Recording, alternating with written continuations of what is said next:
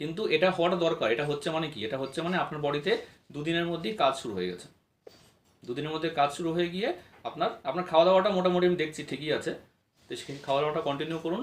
আর কোনো রকম কোনো মনে করেন যে এক্সট্রা কোনো, যেটা মনে করেন ট্রেনিংয়ে বা সেন্টারে বলা হয়নি যে এই খাবারটা আমি খেতে পারবো কিনা, এই ফ্রুটস আমি খেতে পারবো কিনা, সেটা অবশ্যই, যেমন ওইদিনকে আপনি ধোসা খেয়ে নিয়েছিলেন। না আমি তো জিজ্ঞেস সৃজিতকে জিজ্ঞেস করে নি, এটা খেতে পারবো ওটা খেতে পারবো, হ্যাঁ জিজ্ঞেস হ্যাঁ করে হ্যাঁ নি। হ্যাঁ, ওনাকেও আপনি জিজ্ঞাসা কোনো করবেন। প্রবলেম হলে আমি ওকে ফোন করে জিজ্ঞেস হ্যাঁ করে নি। হ্যাঁ হ্যাঁ। না, ওই দিনকে ধোসার কথা বলছিলাম, যে ধোসা আপনি খেতে পারেন, কিন্তু সেটা যদি হুম। একটুখানি হাই ক্যালোরি খাবার খাচ্ছেন, যেমন ইডলিটা ভালো, ঠিক আছে, যেটা চালের গুঁড়া দিয়ে ইডলিটা হুম। বানাচ্ছে সেটা ভালো, ঠিক আছে। আপনি যখনই কোনো এক্সট্রা কোনো খাবার খাচ্ছেন, আচ্ছা। তখন একবার কোচের সঙ্গে যোগাযোগ করে নেবেন।